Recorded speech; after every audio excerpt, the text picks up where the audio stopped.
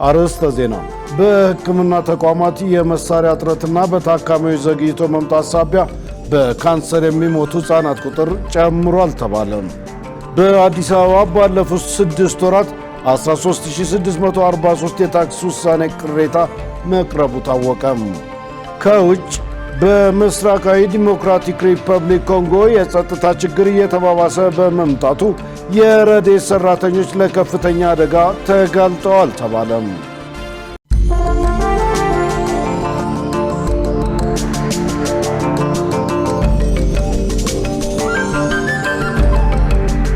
ውድ ተመልካቾች ሰላም ጤና ይስጥልን። ከኢሳት ነጻ የህዝብ ሚዲያ የሰዓቱን ዜና ይዘን ቀርበናል።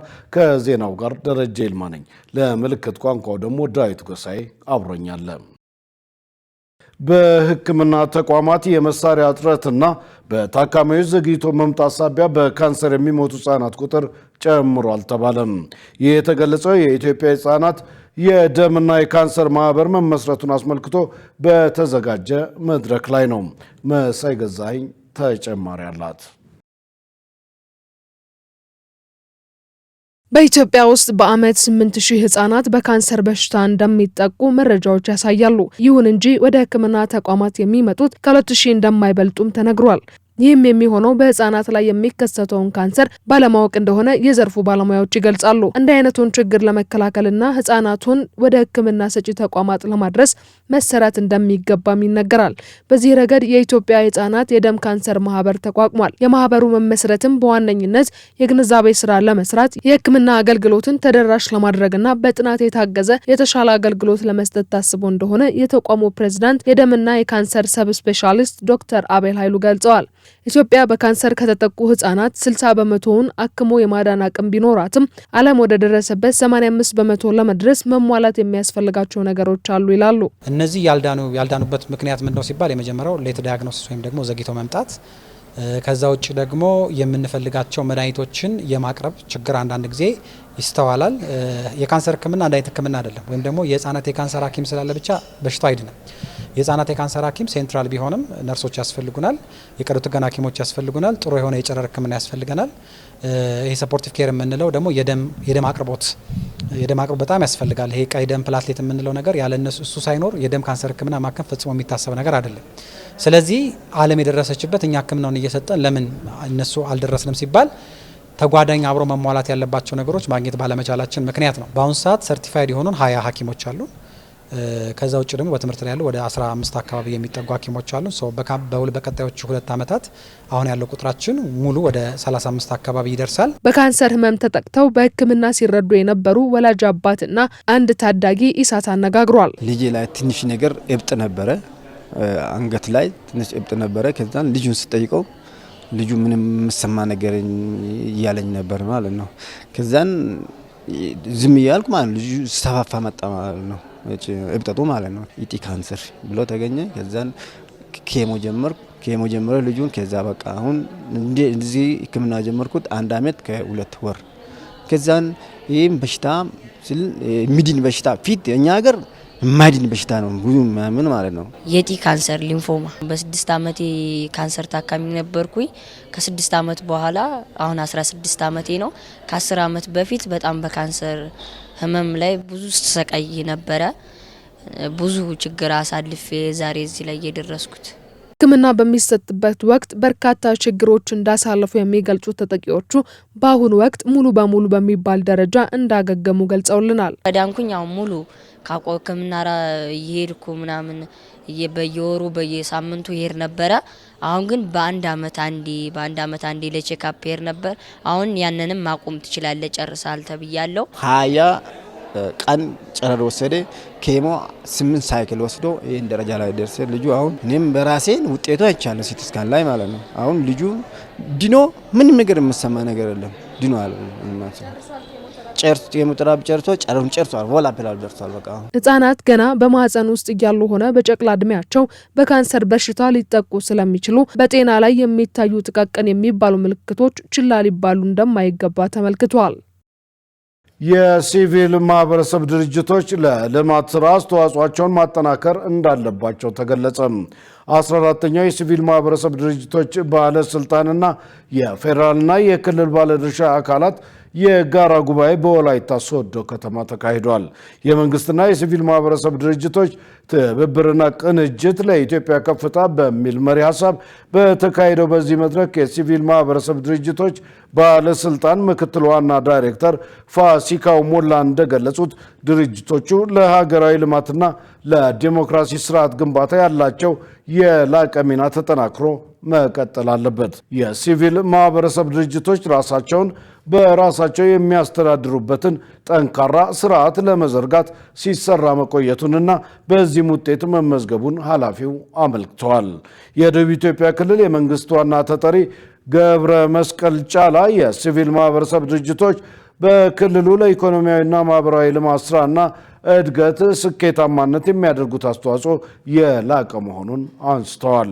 ድርጅቶቹ በክልሉ ሚናቸውን በተቀናጀ መንገድ እንዲወጡም የህግ ማዕቀፍ በማዘጋጀትና ምክር ቤት በማቋቋም በተቀናጀ መንገድ እንዲንቀሳቀሱ ለማድረግ እየተሰራ መሆኑን አስረድተዋል። ድርጅቶቹ በክልሉ የህብረተሰቡን የልማት ፍላጎት በማገዝ ረገድ እያበረከቱት ያለው አስተዋጽኦ ከጊዜ ወደ ጊዜ እያደገ መምጣቱን ጠቁሞ ይህንንም አጠናክሮ ለማስቀጠል ይሰራል ብለዋል።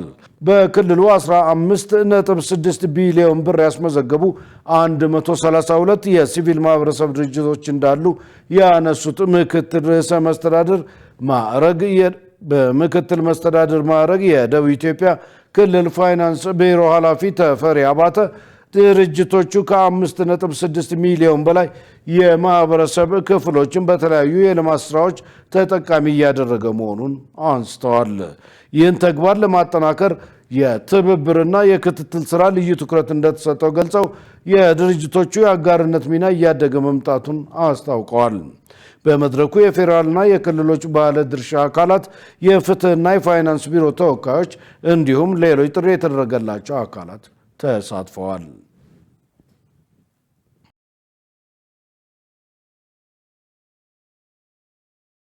በአዲስ አበባ ባለፉት 6 ወራት 13643 የታክስ ውሳኔ ቅሬታ መቅረቡ ታወቀ። ከቀረቡት ቅሬታዎች ውስጥ 89 በመቶ ለሚሆኑት ምላሽ መሰጠቱን የአዲስ አበባ ገቢዎች ቢሮ ገልጿል። መሰረት ባዩ የአዲስ አበባ ከተማ አስተዳደር ገቢዎች ቢሮ በዛሬው ዕለት በሰጠው ጋዜጣዊ መግለጫ በታክስ ውሳኔ የቀረቡ ቅሬታዎችና የሂሳብ መዝገብ መያዝ እየተገባቸው በተለያዩ ምክንያቶች ባለመያዝ የተቀጡ ግብር ከፋዮች ምክንያታቸውን በማድመጥና ማስረጃቸውን በመፈተሽ የተጣለባቸው ቅጣት እንዲነሳ ውሳኔ መሰጠቱን ገልጿል። የዋናው መስሪያ ቤትን ጨምሮ የ17 ቅርንጫፍ ጽህፈት ቤቶች የታክስ ውሳኔ በሚመለከት ቅሬታ የሚያደምጥ የስራ ክፍል ተቋቁሞ ቅሬታዎች እየተፈቱ መሆኑን በቢሮ የታክስ ውሳኔ ቅሬታ አጣሪ ዳይሬክተር ኤርሚያስ ደጉ ገልጸዋል። የታክስ ውሳኔን በሚመለከት ኃላፊው ግብር ከፋዮች ውሳኔ በደረሳቸው በ21 ቀናት ውስጥ ቅሬታ ማቅረብ እንዳለባቸው የገለጹ ሲሆን በተያዘው በጀት ዓመት በተጠናቀቁት 6 ወራት ውስጥ ስለቀረቡት ቅሬታዎችና ምላሽ ስለተሰጠበት አግባብ ገልጸዋል። በ6 ወር ውስጥ በአጠቃላይ የቀረቡትን ቅሬታዎች ስናይ እንግዲህ እንደ ቢሮም እንደ ዋናው መስሪያ ቤት በአጠቃላይ የቀረቡት 13643 ቅሬታዎችን ተቀብለናል ማለት ነው። ከዛ ውስጥ በእኛ በክፍል ታይቶ በብራንችም በዋናው መስሪያ ቤትም ወደ 11892 ግብር ከፋዎች ወይም 89 በመቶ የሚሆኑትን መልስ ሰጥተናል ማለት ነው።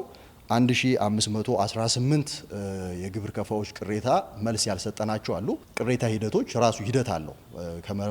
ከምርመራ ጀምሮ ለግብር ከፋዩ መልስ እስከ መስጠት መረጃዎችን እስከ ማደራጀት ያላቸው ስለሆነ መልስ ቢሰጣቸው ይሆናል ማለት ነው። የገቢ መሰብሰብ አቅም ባደገ ቁጥር የሚቀርቡ ቅሬታዎች ይጨምራሉ ያሉት ዳይሬክተሩ ቅሬታ የመፍታት አቅምን ማሳደግ እንደሚገባ ተናግረዋል። የተጨማሪ እሴት ታክስ ተመዝጋቢ ያልሆኑ በሞሎች ላይ በጣም የሚታወቁ ትላልቅ ሞሎች ላይ የተጨማሪ እሴት ታክስ ምዝገባ አልተከናወነባቸውም ነበረ። ስለዚህ እነሱን የመመዝገብ ስራዎች ሰርተናል። ስለዚህ የቀን ገቢ ግምቱ ሲገመት ምናልባት ከቫት ለማስገባት ያለውን ትሬሽሆልድ በላይ የሆነ ከሆነ እና በጣም ጨምሮ ከሆነ ግምት እንደመሆኑ መጠን የማስተካከያዎች ስራዎች ይሰራሉ። የሽያጭ መመዝገቢያ ቅጣቶቻችን እንደዚሁ ጨምረዋል ማለት ነው። ስለዚህ ስራዎች ባደጉ ቁጥር የውሳኔ ገቢ መሰብሰብ አቅማችንን ለማሳደግ በምንሄድባቸው ርቀት ልክ ቅሬታዎች የመጨመር ሂደት ይኖራቸዋል። ትልቁ ነገር እንደ ተቋም የመፍታት አቅምን ማሳደግ ነው። የሚጠበቀው። በቢሮ የታክስ አስተዳደር ዳይሬክቶሬት ዳይሬክተር ንብረት በሪሁን ደግሞ በተፈጥሮ አደጋና በሰው ሰራሽ ችግር እንዲሁም በሌሎች ምክንያቶች የተከሰቱ ችግሮችን በሚመለከት ግብር ከፋዮች አሳማኝ መረጃ ሲያቀርቡ የሚደገፉበትን የአሰራር ስርዓት አስመልክተው ተከታዩም ብለዋል። በተለያዩ ምክንያቶች ሀብት ንብረቱ የወደመበት ሰው አሁን ባለው ሁኔታ በእነዚህ ምክንያት ታክሱን መክፈል ሊቋቋም የሚችለው በማይሆንበት ጊዜ የተጣለው ቅጣት ተገቢነት ያለውና ትክክልም ቢሆን ተቋሙ ይህንን ድጋፍ በማድረግ ቅጣቱን በማንሳት ግብር ከፋዩ በግብር መረብ ውስጥ ወይ ደግሞ በንግድ ስርዓት ውስጥ ሊቀጥል እንዲችል የማበረታታትና የመደገፍ ሁኔታዎች አሉ ማለት ነው። ስለዚህ ከነዚህ በዚህ መልኩ ከሚያደርጋቸው ድጋፎች ላይ በቢሮ ኃላፊ ብቻ በቢሮ በኩል ብቻ ቅርንጫፉን ሳይጨምር ወደ 262 ግብር ከፋዮች ወይም ታክስ ከፋዮች ጥያቄ ጠይቀውን ኦልሞስት ወደ 579 ሚሊዮን ብር አካባቢ የታክስ ቅጣቱ ስረዛ ተደርጎለታል ወይም ደግሞ ተነስቶላቸዋል ማለት ነው። በአዲስ አበባ ከተማ ከ400 ሺህ በላይ ግብር ከፋዮች እንዳሉ በመግለጫው ተመልክቷል። የክልሉን ሰላም የሚያደፈርሱትን አካላት በሕግ ተጠያቂ ለማድረግ እየተሰራ ነው ተባለ። በጋምቤላ ክልል የሕግን የበላይነት በማስከበር የልማቱን ስራ ይበልጥ ለማጠናከር የተቀናጀ ተግባር እየተከናወነ መሆኑን የክልሉ ርዕሰ መስተዳድር አለሚቱ ኡሞድ ተናግረዋል። የጋምቤላ ክልል የመንግስት ሰራተኞች በክልሉ ወቅታዊ ጉዳይ ላይ በጋምቤላ ከተማ የውይይት መድረክ አካሂደዋል።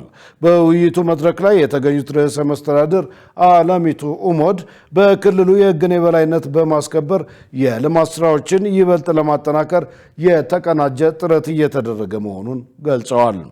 በዚህ ሂደት የመንግስት ሰራተኞች ተሳትፎና ትብብር ወሳኝ መሆኑን አንስተው በሁሉም ረገድ የተጀመሩትን የልማት ስራዎች ማስቀጠልና የአገልግሎት አሰጣጥንም ፈጣንና ቀልጣፋ ማድረግ አስፈላጊ መሆኑን አንስተዋል። የሚነጣጠሉ እሳቤዎችን በመተው አሰባሳቢ የወል ትርክቶችን በመገንባት ረገድም የመንግስት ሰራተኞች የላቀ ሚና መወጣት እንዳለባቸው አስገንዝበዋል። የክልሉን ሰላም ለማደፍረስ የሚጥሩ አካላትን በመከታተል በሕግ ተጠያቂ የማድረግ የሕግን የበላይነት የማረጋገጥና የልማት ስራዎችን ለስኬት የማብቃት ጉዳይ በቀጣይ በልዩ ትኩረት ይሰራል ብለዋል። የክልሉ ምክትል ርዕሰ መስተዳድር ዶክተር ጋትሎ ዋክሮን የክልሉን መንግስት የሕግን የበላይነት በማረጋገጥ የልማት ስራዎችን ይበልጥ አጠናክሮ የሚቀጥል መሆኑን አመልክተዋል። ለዚህም የሁሉም ድጋፍና ትብብር አስፈላጊ መሆኑን አንስተው በተለይም የመንግስት ሰራተኞች የላቀ ሚናቸውን እንዲወጡ አስገንዝበዋል።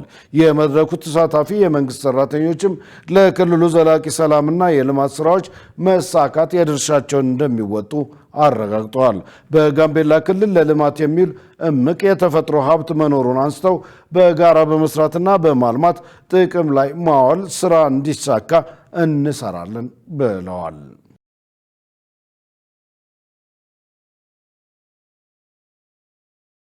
ውድ ተመልካቾች ከኢሳት ነጻ የህዝብ ሚዲያ የሰዓቱ ዜና ወደ እናንተ መድረሱን እንደቀጠለ ነው። አሁን ደግሞ የቢዝነስ ዘገባዎችን ወደ እናንተ የምናደርስበት የአየር ጊዜ ላይ ደርሰናል። ገነት ዘው ትጠብቀናለች። ወደዛው እንለፍ።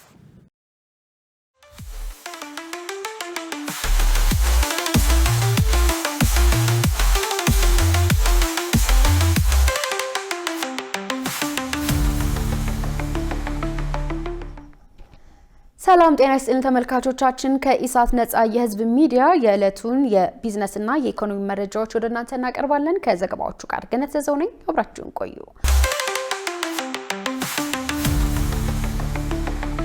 ፋይዳ መታወቂያ ለአርሶ አደሩ የፋይናንስ አቅርቦት ዋስትና ሆኖ እያገለገለ መሆኑ ተገለጸ።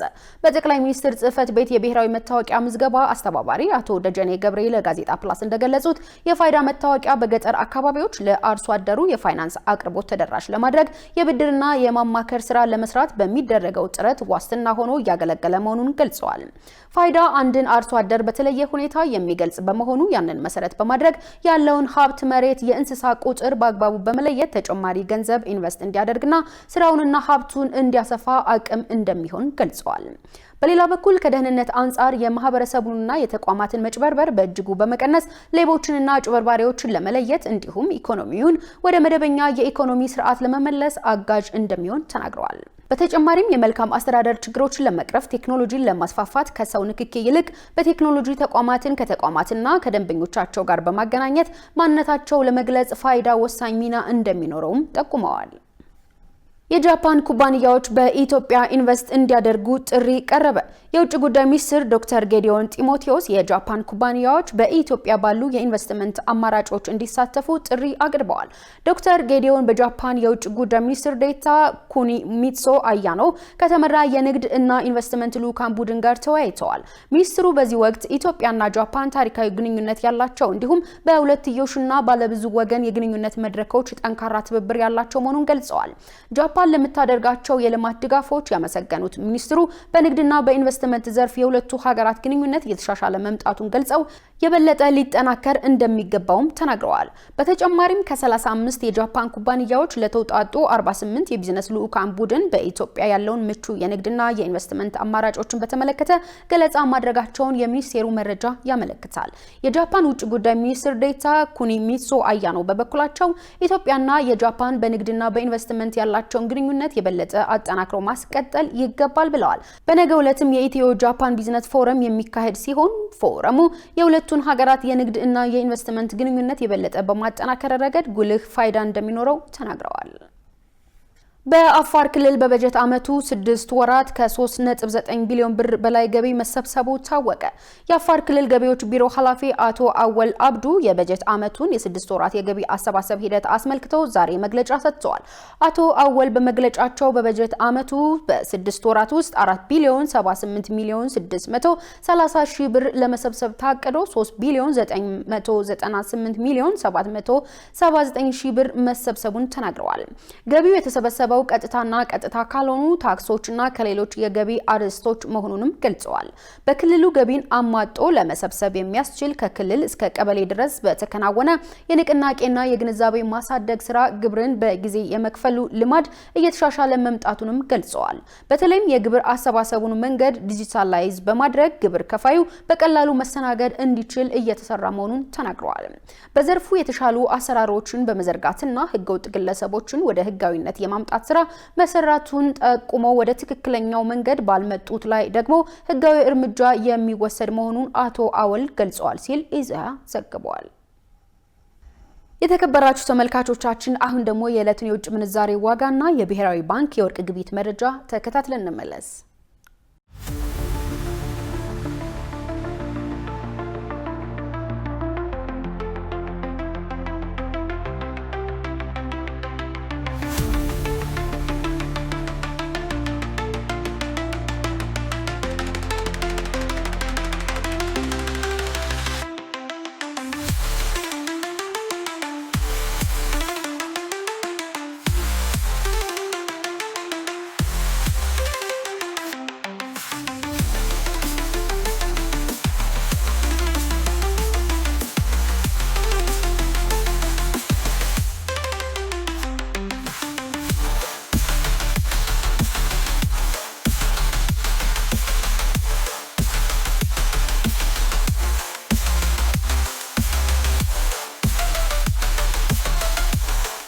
ተመልካቾቻችን ለዕለቱ ያዝናቸው የቢዝነስና የኢኮኖሚ መረጃዎችን ይመስላሉ። ወደ ቀጣይ ዜና ላሳልፋችሁ።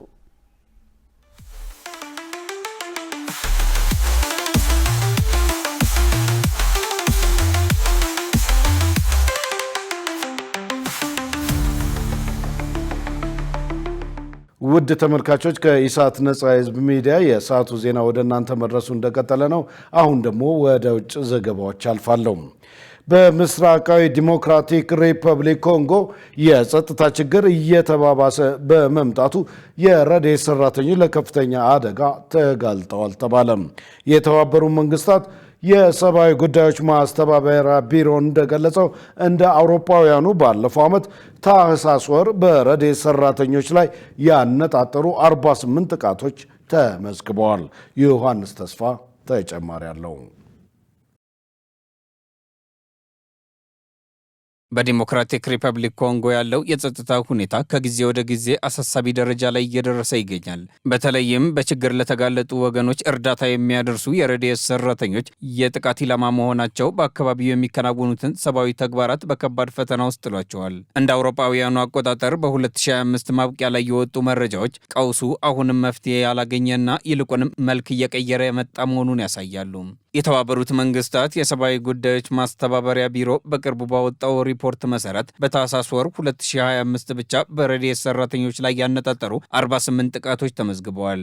ይህ አሃዝ ከህዳር ወር ጋር ሲነጻጸር የ10 ነጥብ ወይም የ20 በመቶ ጭማሪ አሳይቷል። ከእነዚህ ጥቃቶች መካከል 50 በመቶዎቹ የተከሰቱት በደቡብ ኪቡ ግዛት ሲሆን ይህም አካባቢው በከፍተኛ አለመረጋጋት ውስጥ መሆኑን ማሳያ ነው። ጥቃቶቹ በዘፈቀደ የሚሰነዘሩ ሳይሆኑ የታቀዱ ዝርፊያዎች፣ መኖሪያ ቤት ሰብሮ የመግባት፣ አካላዊ ድብደባና የግድያ ዛቻን ያካትቱ ናቸው። ለዓመታት የቀጠለው ይህ ግጭት በዋነኝነት የሚመነጨው በመንግስት ጦር ዋዛሌንዶ በሚባል የሚጠሩት የመንግስት ሚሊሻዎችና በተለያዩ የታጠቁ ቡድኖች ማለትም እንደ ኤም23 እና ኤዲኤፍ መካከል በሚደረግ የይዞታ ሽኩቻ ነው። እነዚህ ቡድኖች በተለይ ከፍተኛ የተፈጥሮ ማዕድን የሚገኝባቸውን ስፍራዎች ለመቆጣጠር በሚያደርጉት ትግል ንጹሐን ዜጎችና የረድኤት ሰራተኞች ይጎዳሉ። የሰሜን ኪቡ ግዛት በ2025 ከዓመቱ አጠቃላይ ሪፖርት 46 በመቶ የሚሆነውን የጥቃት ድርሻ በመያዝ ቀዳሚው ሆናለች።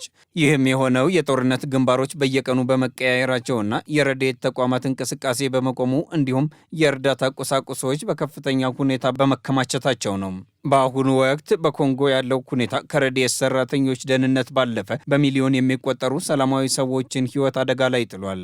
በዚህም በታጠቁ ቡድኖች በሚቋቋሙ ኬላዎችና በሚሰነዘሩ ማስፈራሪያዎች ምክንያት የረድኤት ሰራተኞች እርዳታ ለሚያስፈልጋቸው ማህበረሰቦች መድረስ አልቻሉም። በሌላ በኩል የምስራቃዊ ኮንጎ የተፈናቃዮች ቁጥር ከ7 ሚሊዮን በላይ ደርሷል ተብሎ ይገመታል።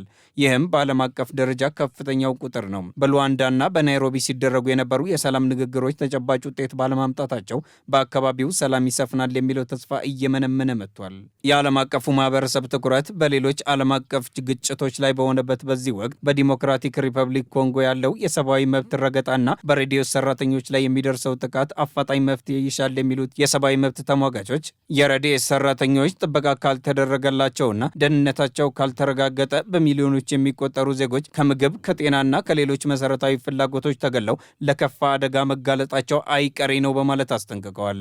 መረጃውን ስናጠናቅር አፍሪካን ኒውስን ዋቢያችን አድርገናል። የኢራን የውጭ ጉዳይ ሚኒስትር በትራምፕ ጣልቃ ገብነት ሰበብ የተካሄዱት ተቃውሞዎች ደም አፋሳሽ ሆነዋል አሉ። አክለውም በሁሉም የሀገሪቱ አካባቢ ተቀጣጥሎ የነበረው የተቃውሞ ሰልፍ ሙሉ በሙሉ በቁጥጥር ስር መዋሉን ገልጸዋል። ሸሪፍ ኢማም ተጨማሪ አለው። የኢራኑ የውጭ ጉዳይ ሚኒስትር አባስ አራጋቺ በአገር አቀፍ ደረጃ የተካሄደው የተቃውሞ ሰልፍ በብጥብጥ የተሞላና ደም የፈሰሰበት ነው። የአሜሪካው ፕሬዚደንት ዶናልድ ትራምፕ በዚህ ሰበብ በሀገሪቱ በወታደራዊ ኃይል ጣልቃ ሊገቡ አስበዋል ሲሉ ወቅሰዋል። አራጋቺ ሰኞ ዕለት በቴህራን ለውጭ ሀገር ዲፕሎማቶች እንደነገሩት በሳምንቱ ማብቂያ ላይ ብጥብጥ ተቀጣጥሎ ነበር። አሁን ላይ ግን ሁኔታው ሙሉ ለሙሉ በቁጥጥር ስር ውለዋል ብለዋል። አራጋቺ ያክለውም ትራምፕ በቴህራን ላይ ወታደራዊ እርምጃ ወስዳለሁ ማለታቸውን ተከትሎ ተቃውሞ ወደ አመፅ ተቀይረዋል። በዚህ የተነቃቁት ጽንፈኞች ተቃዋሚዎችና የጸጥታ ኃይሎችን ኢላማ አደረጉ። ምክንያታቸው ደግሞ የውጭ ጣልቃ ገብነትን ለመጋበዝ ነው። እኛ ለጦርነትም ለንግግርም ዝግጁ ነን ብለዋል። አራጋቺ ጨምረው ሲናገሩ ኢራን ለተቃዋሚዎች መሳሪያ ሲታደል የሚያሳይ ምስል አላት። ባለስልጣናት በቅርቡ በቁጥጥር ስር ያሉ ሰዎች የሰጡትን እማኝነት ያቀርባሉ። እናም ባለስልጣናት በጎዳና ላይ እየተካሄደ ያለውን እንቅስቃሴ በቅርበት እየተከታተሉ ነው። የተቃውሞ ሰልፎቹ የተሞሉትና የሚዘወሩት በውጭ ኃይሎች ነው። የደህንነት አባላት እነዚህን ኃይሎች አድነው ይይዟቸዋል ብለዋል። በመላ ሀገሪቱ የሚካሄደው የኢራን የተቃውሞ ሰልፍ አሁን ላይ 3ኛ ሳምንቱን ይዟል። በዚህም የኢንተርኔት አገልግሎት በሙሉ ተቋርጧል። ከትራምፕ በኩል ደግሞ ተደጋጋሚ ወታደራዊ ጣልቃ ገብነት ማስፈራሪያም ይደመጣል። የኢራን መንግስት በተቃውሞ ሰልፉ መስዋዕት የሆኑና በተቃውሞ ሰልፍ ወቅት ሕይወታቸው ያለፈውን የጸጥታ አባላት ለመዘከር የ3 ቀን ብሔራዊ ሐዘን ቀን ብሎ አውጇል። ታስኒም የተሰኘ የዜና ወኪል እሁድ ዕለት ሪፖርት እንዳደረገው በተቃውሞ ሰልፉ 109 ጸጥታ ሰራተኞች ተገድለዋል። ባለስልጣናት ከተቃውሞ ሰልፈኞች መካከል ሕይወታቸው ያለፈ ምን ያህል እንደሚሆኑ ማረጋገጫ ባይሰጡም ከሀገሪቱ ውጭ የሚገኙ ተቃዋሚዎች የሟቾች ቁጥር ከፍተኛ ነው ይላሉ። ሰኞ ዕለት ጠዋት የኢራን ሚዲያ ባሳየውና ባስተላለፈው ምስል በተለያዩ የሀገሪቱ ክፍል የመንግስት ደጋፊ የሆኑ ሰልፎች ተካሂደዋል ብሏል። በሀገሪቱ ጠቅላላ ኢንተርኔት አገልግሎት ከተቋረጠ 4ኛ ቀኑን ይዟል። ሪፖርቶች እንደሚያሳዩት ድርጊቱ በሰብአዊ ድርጅቶች በከፍተኛ ሁኔታ እየተወገዘ ነው። የውጭ ጉዳይ ሚኒስትር አራጋቼ የኢንተርኔት አገልግሎትን መቋረጥ በተመለከተ ሲናገሩ በቅርብ ጊዜ ወደ ነበረበት ይመለሳል ብለዋል። አክለውም መንግስት ከደህንነት ኃይሎች ጋር በመተባበር ለውጥ ለማምጣት እየሰራ ነው ብለዋል። የኢንተርኔት ግንኙነቱ ለኤምባሲዎችና ለመንግስት ሚኒስቴር መስሪያ ቤቶችም እንደሚስተካከል ተናግረዋል። የአልጀዚራው ዘጋቢ ቶሂድ አሳዲ ከቴህራን እንደዘገበው በአራጋቼ የተሰጠው አስተያየት ከተለያዩ የኢራን ፖለቲከኞች የምንሰማው ተመሳሳይ ዲስኩር ነው ብሏል። ዜናውን ስናዘጋጅ አልጀዚራና አሶሺየትድ ፕሬስን በመረጃ ምንጭነት ተጠቅመናል።